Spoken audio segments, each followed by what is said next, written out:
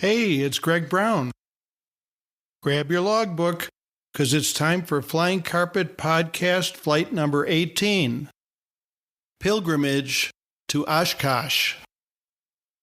Some of you know me from my long-running Flying Carpet Aviation Adventure column in Flight Training magazine, or from my popular aviation books.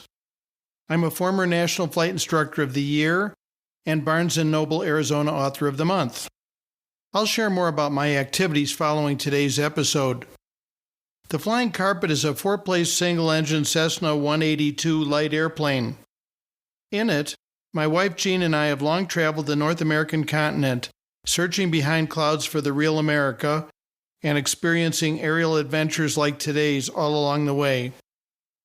Learn more at my website, gregbrownflyingcarpet.com, where you can also see photos from most episodes. And join me on social media by searching Greg Brown Flying Carpet. You'll notice I'm currently doing no sponsored advertising, so if you enjoy my podcast, please treat the Flying Carpet to a gallon of avgas via my Greg Brown Flying Carpet website. Better yet, please consider subscribing on a regular basis. Thanks in advance for contributing. Most pilot listeners will be familiar with the annual AirVenture fly-in at Oshkosh, Wisconsin, the largest pilot gathering in the world. But have you ever considered what draws attendees to travel vast distances to get to the massive event? And the journeys required to get them there? Sure, AirVenture offers air shows and seminars and exotic aircraft, and all the latest airplanes and gadgets any aviator could wish for. But would it be the same attraction if all of us could just walk across town, pay the fee, and enter through the gate? I think not. Oshkosh is about the journey to get there as much as it is about the event itself. And I'm talking not just the physical journey, but the emotional one. Okay, everyone. Hop aboard my Flying Carpet, buckle your seatbelts, and prepare for takeoff on today's adventure. Pilgrimage to Oshkosh. Clear prop.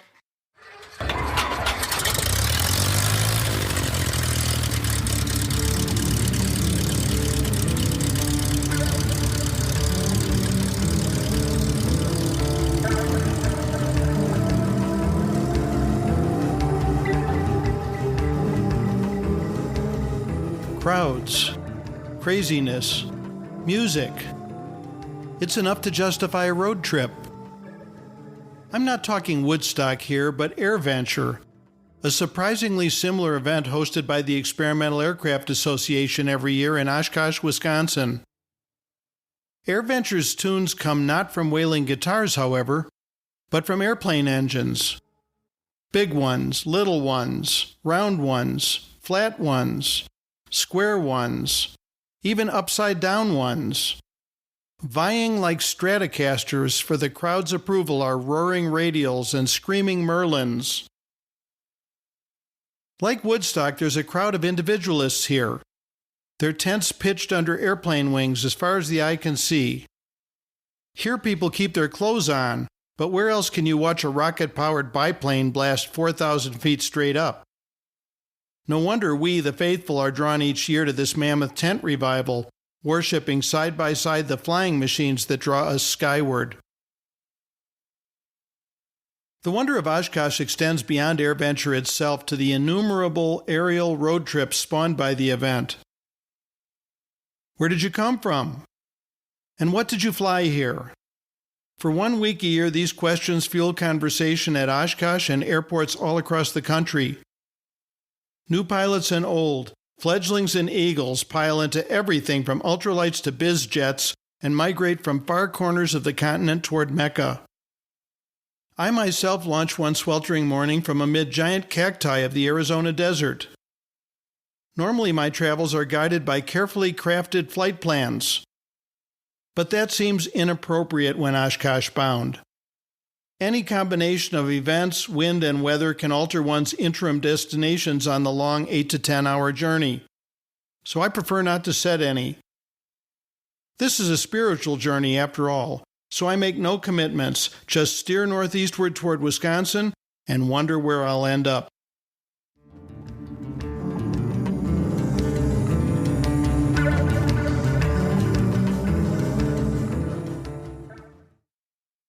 Here in the mountains are certain funnels through which most light airplanes must pass. From Phoenix, I direct my flying carpet eastward toward Glorieta Pass in Las Vegas, New Mexico.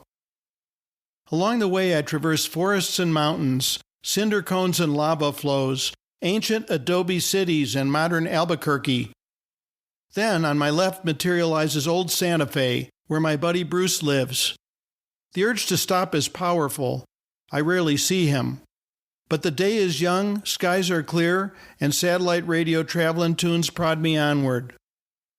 Perhaps on the return trip. Beyond Las Vegas, mountains become memories, and Earth transmutes ever so gradually from brown toward green.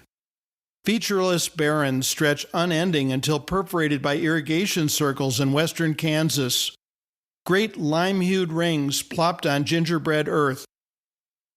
Munching fruit and celery from my cooler, I ponder what crops might thrive in those rings, and the lives of the farmers who tend them.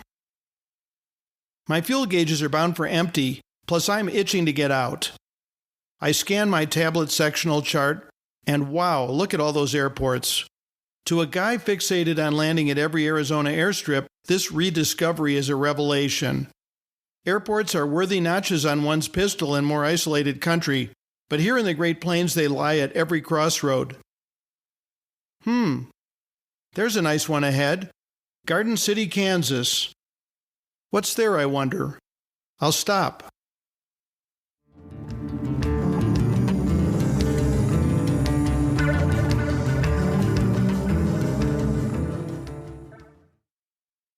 Going to Oshkosh? Queries the Garden City Tower controller when I report in. Sure am, I reply.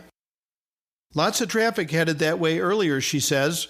Some unusual planes, including a squadron of Chinese yaks from Arizona. Those are from my old home airport, I reply, surprised.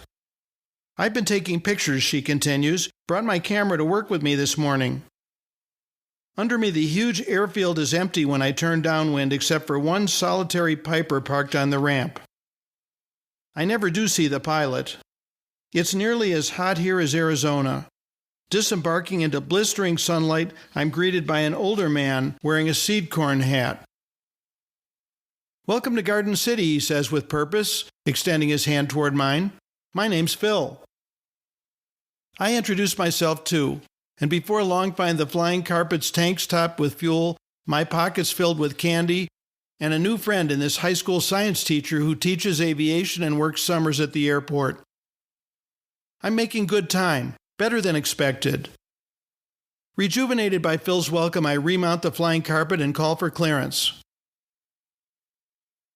I've never been to AirVenture, says the tower controller as I taxi out. What's it like? Briefly, I attempt to recount past visits to the legendary event before departing her airspace. Have fun at Oshkosh, she says before handing me off, and stop by Garden City on your way home. Might just do that, I say, meaning it. How can such a quiet place offer such a warm welcome in so few minutes? Across Kansas I trek, then southeastern Nebraska. I've never been to Lincoln and consider stopping. But I want to arrive early enough to cinch a parking space in Wisconsin. Crossing the Missouri River into Iowa, I ponder the few bridges for ground-bound travelers and re-enter my hazy Midwestern youth. The earth is emerald here, smothered by thick, damp air and shrouded with a cool comforter of clouds. I'd forgotten the richly manicured creeks and riverbeds marking this part of the country. Have I changed too? It all seems so different than the untamed landscape of my adopted West. There, civilization is veneer. Here, it's one with the earth. Lower and lower I drift, savoring the friendly ground beneath me. One can't cruise at 2,000 feet above sea level like this in the West. That's mostly underground. And so many trees. Vapor shrouds Iowa and Wisconsin. This is bad news for others, but good for me.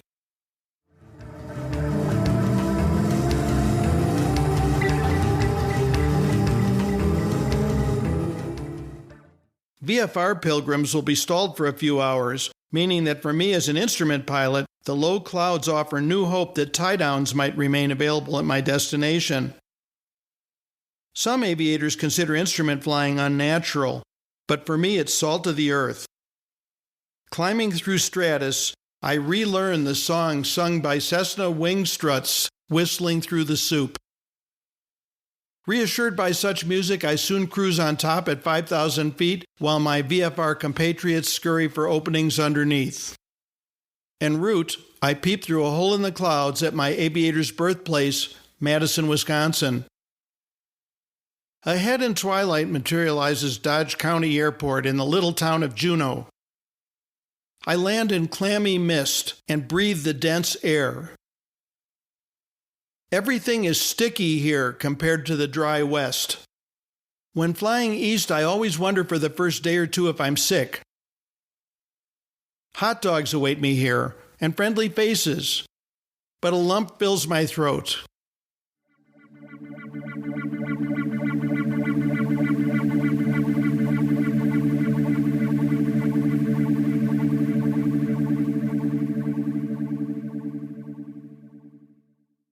Grandpa Shorty used to greet me at this airport after I married his granddaughter. We often drove together to what was then called the Oshkosh Fly-In.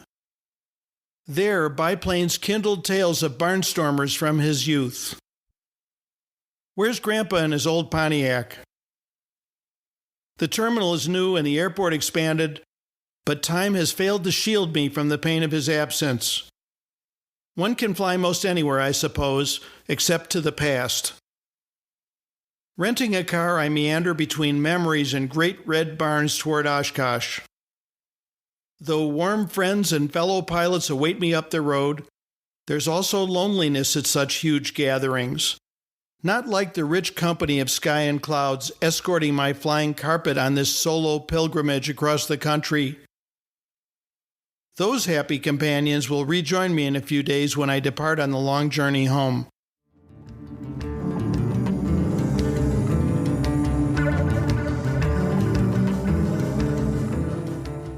I depart Oshkosh Friday morning, sunburned and fulfilled. There's weather between Juneau and the Mississippi, but seemingly clear sailing beyond that. More purposeful now that I'm homeward bound, I set course to refuel at Garden City. "How was AirVenture?" asks the Garden City controller when I approach some 5 hours later. Apparently she remembers my N number. Again, I wonder, how can anyone describe AirVenture in a sentence or two on the radio? The science teacher is off today, but a nice young man tops my tanks. I phone home to update my wife and again launch on my way. "Stop in again," offers the controller as I depart. I think she knows that I will. Unforecast thunderstorms now dot my route ahead. Yet even as I bump between them, I find myself pondering how the Garden City Tower controller's question could ever be answered. What is it about piloting that compels so many aviators to joyfully and boastfully trek across the continent, to camp midsummer at the hot, muggy, often stormy, and always crowded aviators' gathering? With 5 more hours to fill, I drift into subconscious musings about what drives aviators to Oshkosh.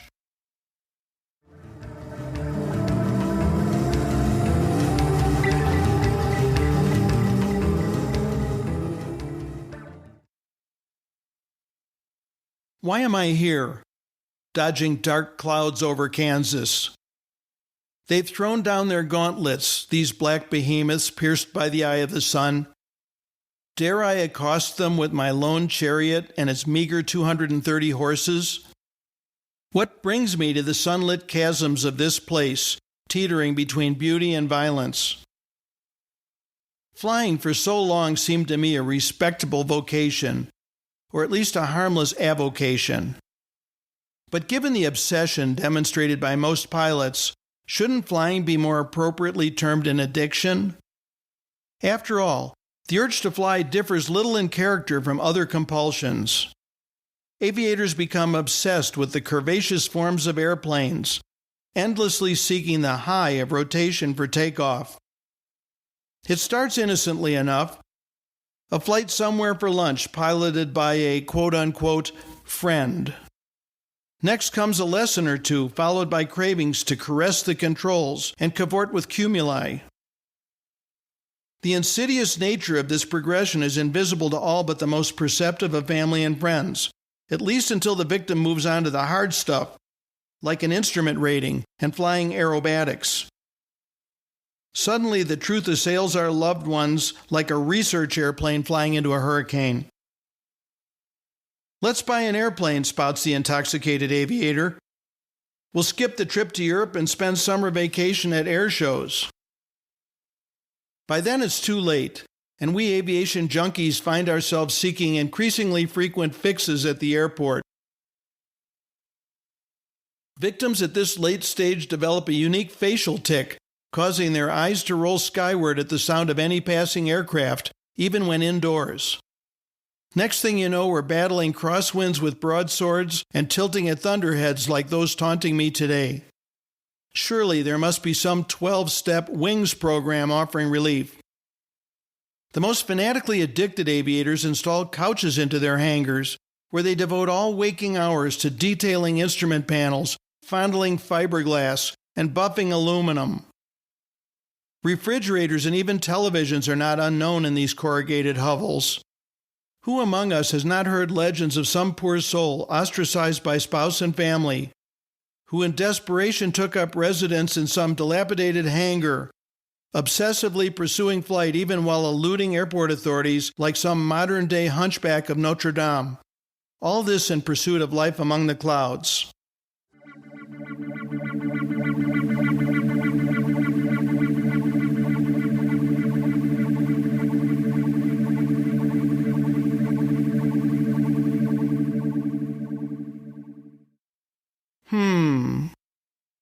Notre Dame, its sacred spires soaring skyward, and those flighty clouds billowing across the ceiling of the Sistine Chapel. If flying is not an addiction, it must be a religion. Don't we aviators venerate the spiritual aspects of flight in much the same way as worshippers at church? The proselytizing, the urge to convert others to join the assembly of aviators? Believers worship in sheet metal chapels before four-bladed propellers, six-bladed scimitars, and yin and yang emblazoned turbine inlet spinners. The most pious of aviators initiate into mystical societies harking back to the Middle Ages of aviation and known only by cryptic acronyms like AOPA, CAF, the 99s, and EAA.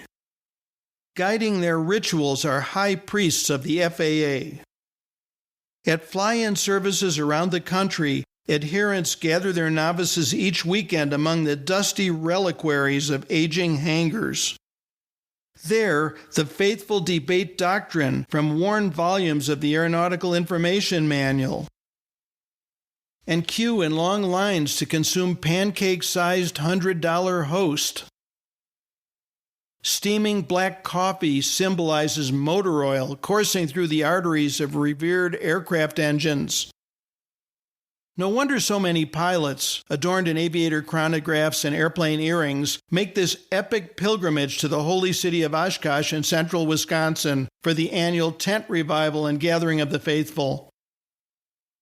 Perhaps one day the AirVenture grounds will be consecrated into a permanent aviator's temple where we could worship what's dear to us, tithe our flying money, and deduct the donations from our taxes. Collections could be taken to benefit the impoverished denizens of the lower aviation castes.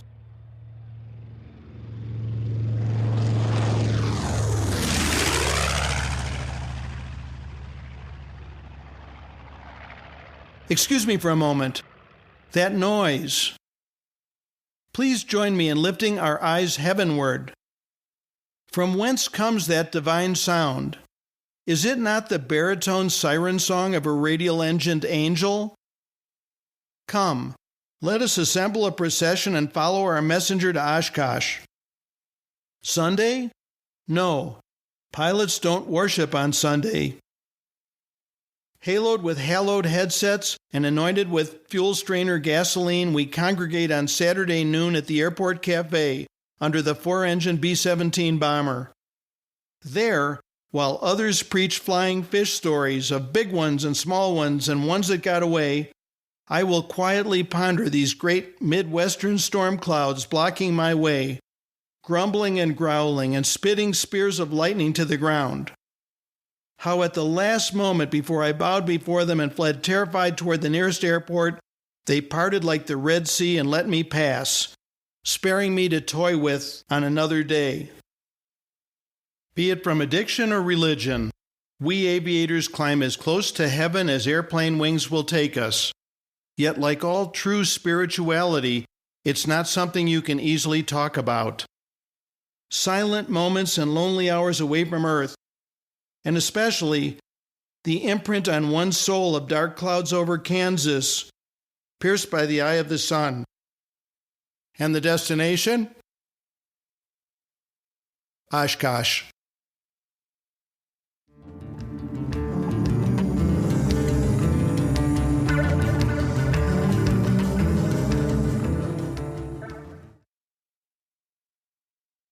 I hope you've enjoyed today's Flying Carpet podcast episode, Pilgrimage to Oshkosh. Please help me continue this podcast by sharing your favorite Flying Carpet episodes on social media, by posting reviews on your favorite podcast directories, and by donating via my Greg Brown Flying Carpet website. Thanks in advance for your support. For more aviation adventures, check out my book, Flying Carpet, The Soul of an Airplane, for which I was named Barnes & Noble Arizona Author of the Month. Also at gregbrownflyingcarpet.com, learn about my other popular aviation books, The Savvy Flight Instructor, The Turbine Pilot's Flight Manual, Job Hunting for Pilots, and You Can Fly. There you'll also find my views from the Flying Carpet aerial photography, available in fine art metal prints, and my pilot achievement plaques, perfect gifts for celebrating and commemorating yours or your favorite aviator's piloting accomplishments.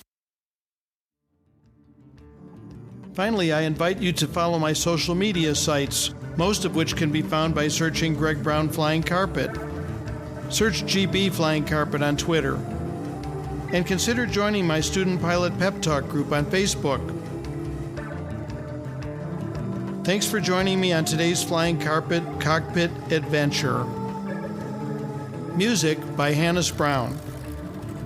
See you next time.